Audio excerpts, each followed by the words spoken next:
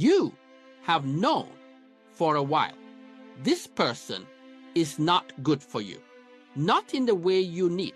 Not in the direction you are going. Not with the character that your future requires. You know, and you still love them. And the gap between what you know and what you feel is one of the most painful places a human being can live. That is the gap we are closing today. This is not a video about hating them.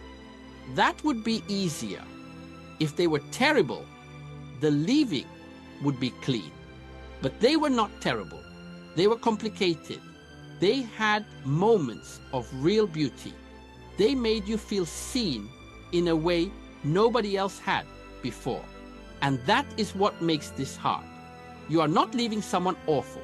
You are leaving someone real who is simply not right for you, for this, for where God is taking you. And the love, the genuine love, does not just disappear because the relationship ends. So today is not about making the love go away.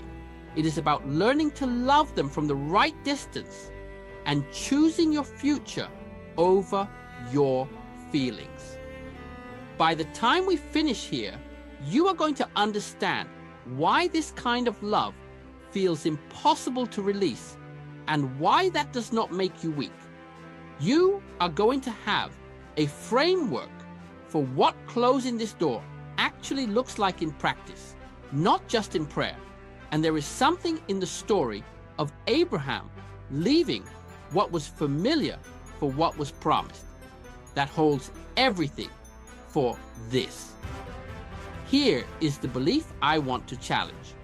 We have been taught that if you really loved God, letting go would be easier. That the strength of your faith should override the strength of your feelings. That if you prayed enough, the love would just dissolve. But feelings are not sin. They are information. And loving someone who is not right for you does not make you spiritually deficient. It makes you human. Romans 7:19.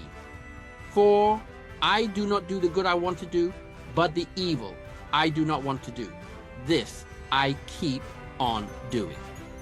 Paul was not talking about romantic love, but the principle is the same. The gap between what we know and what we do is not a gap of faith. It is a gap of formation. And formation takes time and intentional movement, not just prayer, practice. So here is what is actually happening. Abraham, God said, go, leave your country, your people, your father's household. Genesis 12:1. And there is something in that instruction that we skip past. He did not say, stop loving where you came from. He said, leave. Abraham was not asked to feel nothing about what he was leaving. He was asked to move anyway. And Genesis 12:4 says, so Abraham went, not so Abraham stopped feeling, not so Abraham was completely at peace with the decision. He went. Obedience is not the absence of grief. It is movement in the right direction in the presence of grief. You are not waiting for the love to stop before you can leave. You are called to leave while the love is still real. And trust that the love will find its right size on the other side of the distance. Here is what closing the door actually looks like. 5 movements in order. The first movement, make the decision with your will, not your feelings. Your feelings will not lead you out. They are the reason you are still inside. The decision to leave has to be made by the part of you that knows before the part of you that feels gets a vote. Write it down. Not, I feel like I should leave, but I have decided based on what I know, based on what God has shown me, based on what my future requires, I have decided. The will moves first, the feelings follow. Eventually, but not first. The second movement, remove the access. This is the practical one that people avoid. You cannot stop loving someone you are still watching every day. You cannot heal from a wound you keep reopening. The social media, the thread you have not deleted, the playlist, the locations you go to, because there is a chance. Access is not love. It is maintenance. And you cannot move forward with one hand still holding the door open. This does not have to be dramatic. It does not require an announcement. It just requires a quiet, firm, daily choice to stop feeding what you are trying to release. The third movement, grieve the right thing. You are not just grieving the person. You are grieving the future you imagined, the version of them you fell in love with, the hope that this would be the one, the relief of feeling finally seen. Name all of it. Grieve all of it. Because if you only grieve the surface, the deeper losses stay unaddressed. And they are what pull you back. Not the person, the hope you attach to the person. Grieve the hope. Give the hope back to God and ask Him to carry it forward into something worthy of it. The fourth movement, redirect the love. Do not suppress it. The love is real. It does not need to be killed.